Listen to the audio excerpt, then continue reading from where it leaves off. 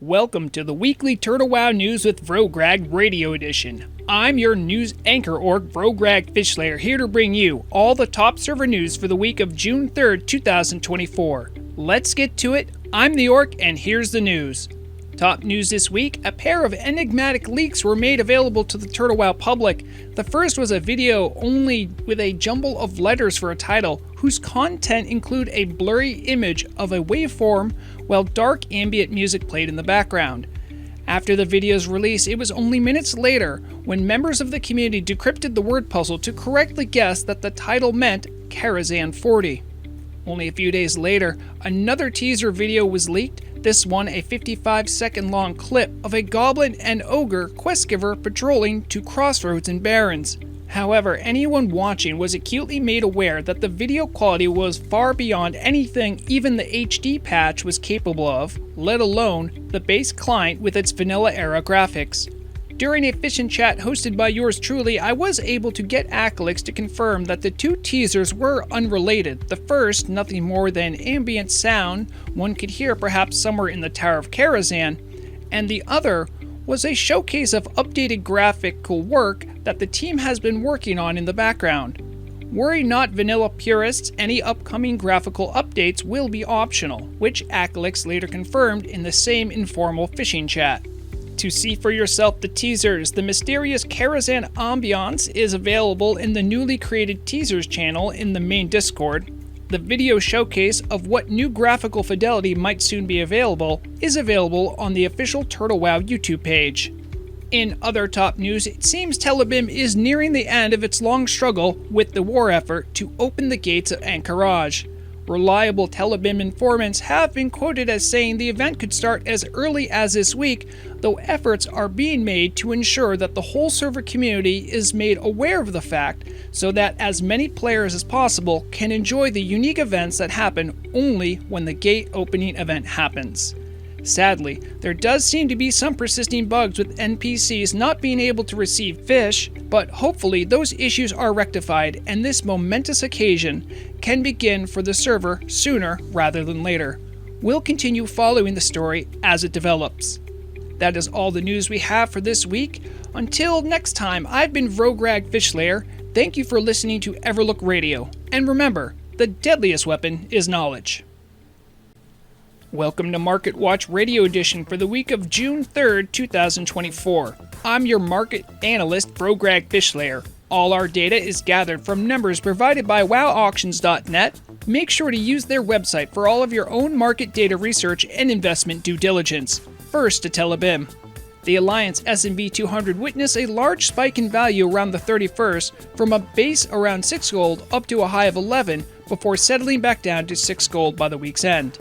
Curiously, the only index to match this exact trend was the Alliance Herbalism market, starting the week at 2 silver before rocketing up to over 50 silver before settling back down to 2 silver once more. While other herbs had a varied week, some up, some down, the main culprit for this price hike seems to be the absence of Fade Leaf on the auction house. And when none are available, wild price spikes like this can be seen. Make sure if you're an herbalist on Alliance Telebim to check supply, because some prudent investors absolutely made a mint with a timely release of some Fade Leaf stockpiles. Over on the Horde, the S&P 200 grew 4% to finish the week just over 5 gold 90. May 31st saw a low of 5 gold 40, but since then the index has been on a rally. Looking at one of the more dynamic indexes of the Horde side, the wild up and down ride on Enchanting materials seems to be of note. The index started at 7 gold, swung up to 8 gold 50 by the 30th, then fell to 6 gold 40 before climbing back up to 7 gold 70. Much of this volatility was due to all ends of the Enchanting spectrum fluctuating a good deal during the week. Greater Eternal Essence and Small Radiant Shards gained 40%, while Greater Nether Essence and Golden Pearls lost 40%. Small Brilliant Shards, which historically are in low demand and demonstrate low volatility, climbed from half a gold to 3 gold even this last week, a 500% jump in value. Looks like the enchanters of Horde Telebim markets are playing hardball, so investors beware. Over on the merged auction house of Nordinar, the S&P 200 grew 20 silver to finish the week up 6%. Even though the market as a whole demonstrated modest growth, other sectors of the market were more extreme. Northern Arm mining steadily grew 18%, finishing at 2 gold 25. Much of this upward trajectory can be accounted for with the continuing speculation with gems in light of the forthcoming jewel crafting profession. Blue Sapphire, for example, showed resilience at prices above 2 gold, even though historically it doesn't seem to last very long at that price point. A bit of a curiosity was dense stone, which, normally a penny stock for the mining market, actually grew 13%. This indicates that the supply might be dwindling some, and could be even more lucrative of a market to break into if gem speculation wasn't enough to convince you. The herbalism market is showing signs of fully returning to normal as a market. Though week to date it is trading about where it started at 4 gold 50, during the weekend the index did spike up to 5 gold 50. This is pretty normal and expected price shift, given that weekends is when raiders are gathering consumables. With this type of pattern being displayed, those trying to save some gold can buy early for weekend raids to avoid the market shortage.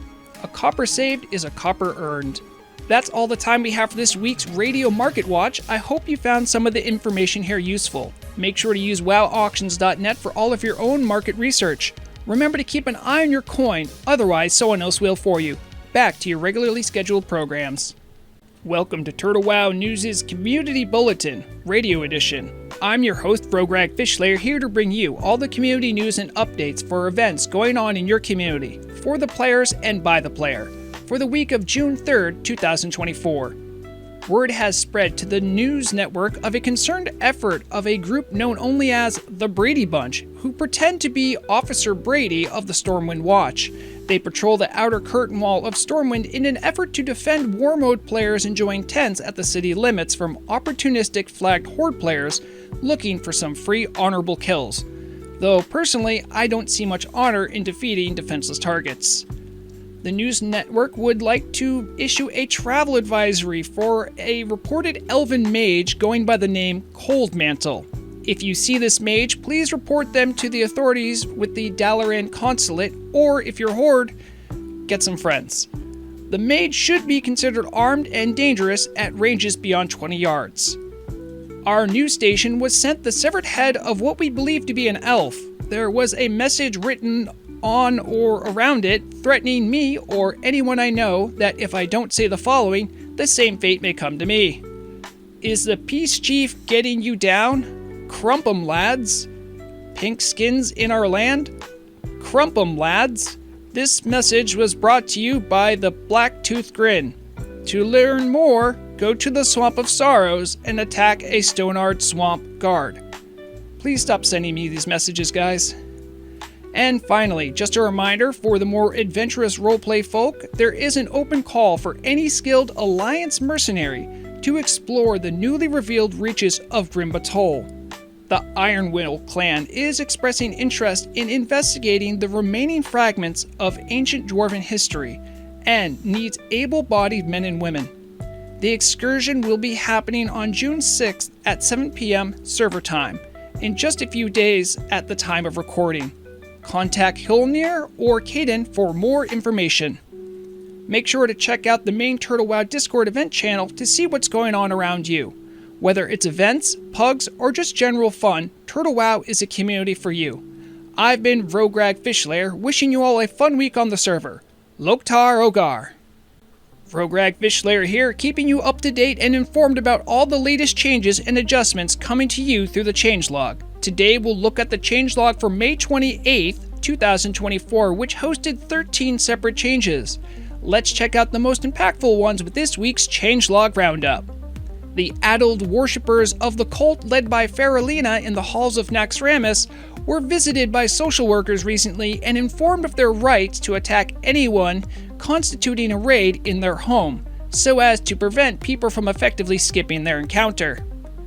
An enclave of druids were dispatched from Thunderbluff to investigate reports of brilliant wind serpent pinata lookalikes that dropped no loot. Evidently, it was a harebrained scheme by a nearby venture company captain to skin the serpents without the druids noticing. The venture company captain is now being sat upon by a rotation of bear druids as punishment, and the population of serpents will now drop loot once again.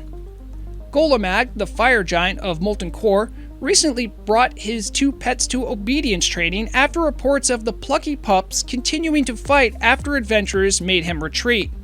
Now, following successful fights with the giant, the 2 dogs know how to heal rather than dragging out in unexpected combat for raiders. Horde members undertaking their efforts in the ongoing war effort against the Silithids were struggling with their field duties after Krug's Skullsplit reported that the Silithid his camp was in charge of defending against seemed a little stronger than normal. Investigators found a shipment of Elixir of Giants Growth was leaking into a nearby pool and making the local bug populace stronger than normal. Since the spill has been cleaned up, the Hive Regal Hunter had their health adjusted, their immunity to stuns removed, and the nearby NPCs had their respawn timers reduced. And finally, after several occurrences of raiders using goblin brainwashing devices and mutually forgetting why they were even there, new firmware to the device was pushed out, preventing them from being used in combat. That completes the changelog roundup for this last week. This week's changelog may be out soon, so make sure to check it out so you can keep on top of all the latest adjustments coming to Turtle WoW. I've been Vrograg Fishslayer with Everlook Radio, reminding you all to stay informed because the deadliest weapon is knowledge.